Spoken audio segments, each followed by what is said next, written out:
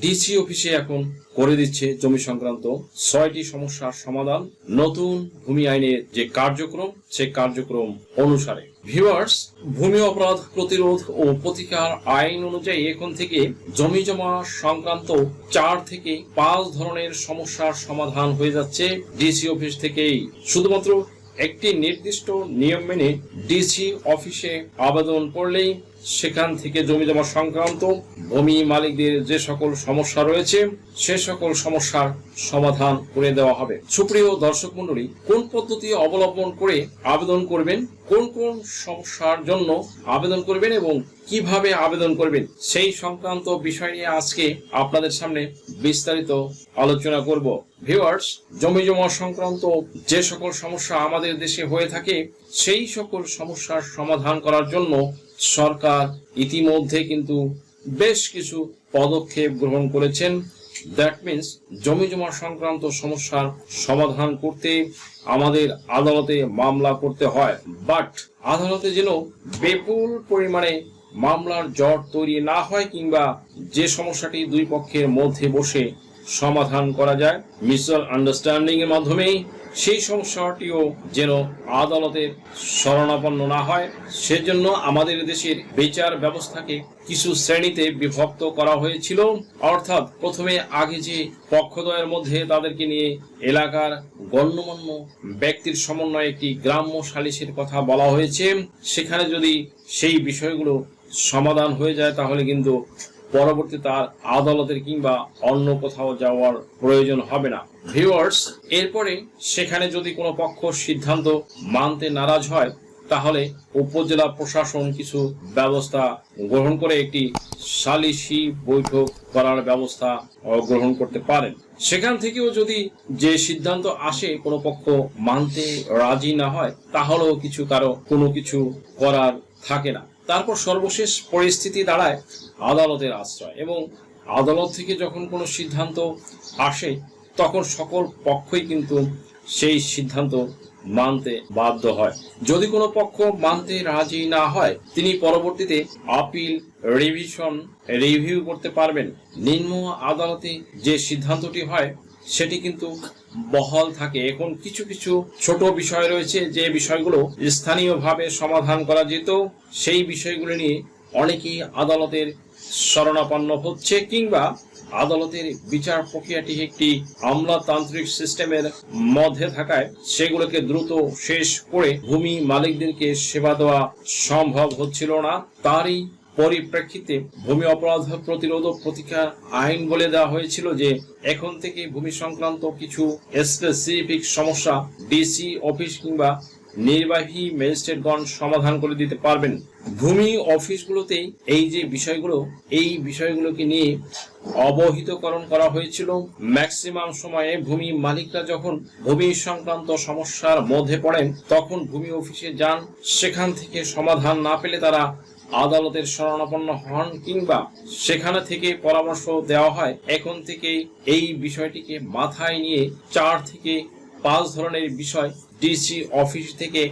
সমাধান করে দেওয়ার ব্যবস্থা গ্রহণ করা হবে। তার মধ্যেই যে উল্লেখযোগ্য সমস্যা সেগুলো হচ্ছে, যদি কোনো ক্ষেত্রে আপনি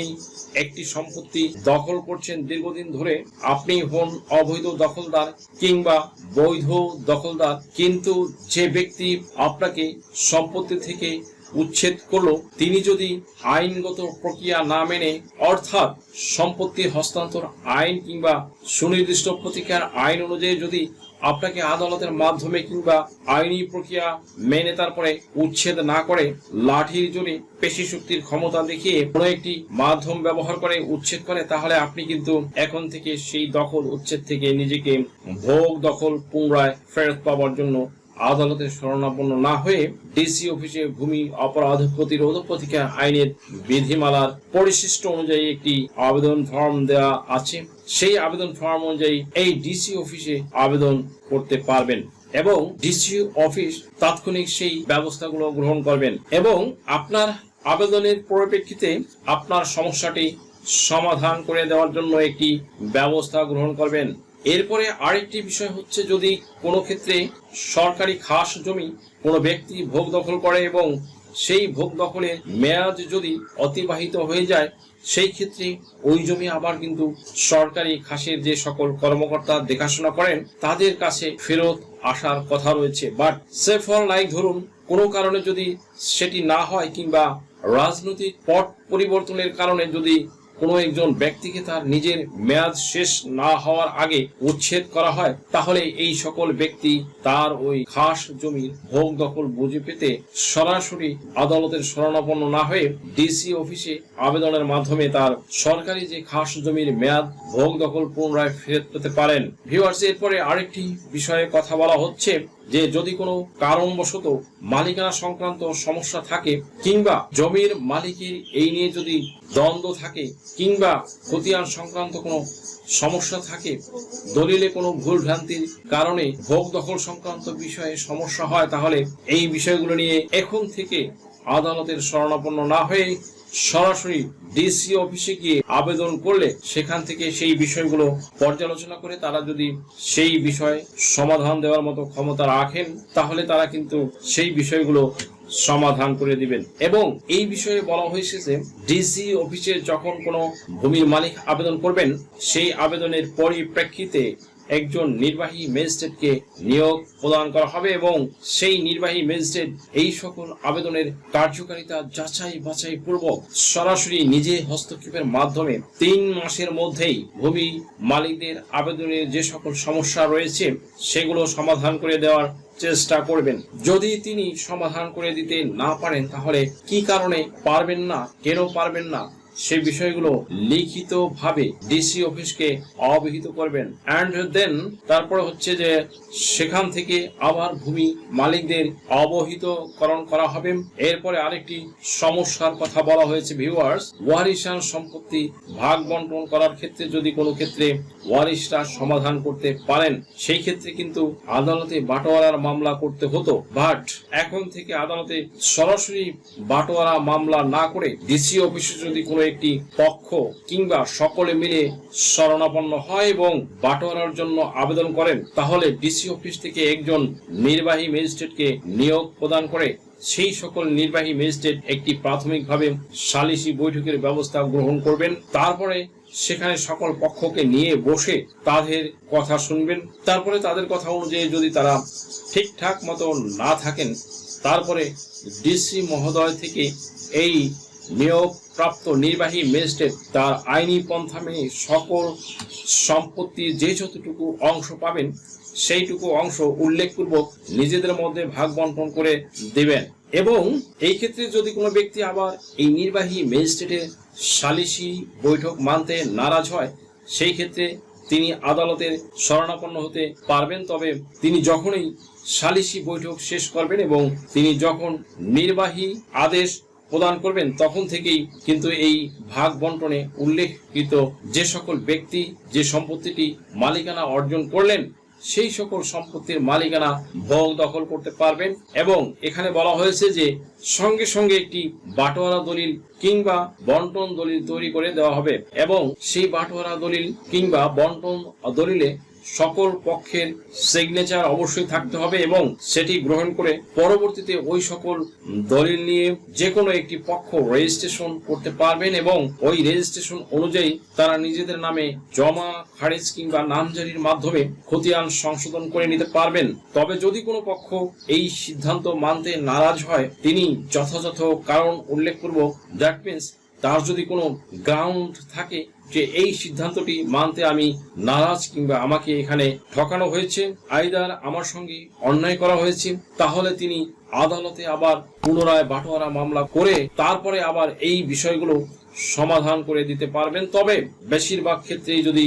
নির্বাহী ম্যাজিস্ট্রেট সিদ্ধান্তটি দিয়েই ফেলেন, তাহলে আদালত থেকে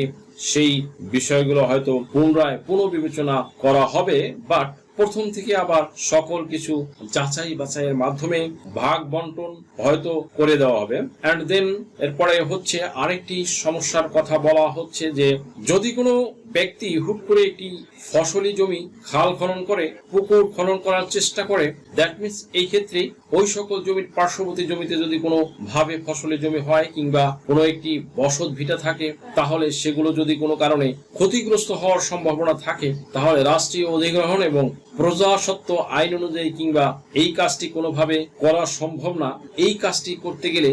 সর্বপ্রথম একজন ডিসি অফিস থেকে অনুমতি নিতে হবে। তারপরেই একটি চাষবাসের জমি খাল খনন করতে হবে, কিংবা যদি কোনো ক্ষেত্রে কোথাও পুকুর ভরাট করা থাকে,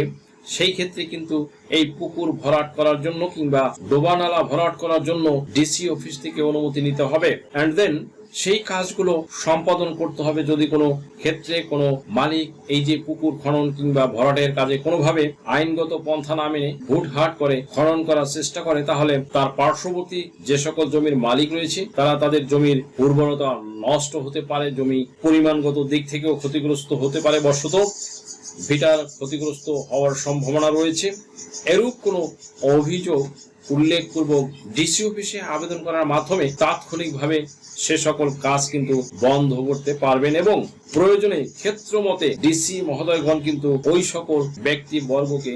আইনের আওতায় নিয়ে আসার সুযোগ রয়েছে। সুপ্রিয় দর্শক মন্ডলী, এই যে 4 থেকে 5 ধরনের সমস্যা সহ আরো কিছু কিছু সমস্যা রয়েছে, যে সমস্যাগুলো স্বল্প সময়ে ডেসক্রাইব করা প্রায় অসম্ভব ব্যাপার।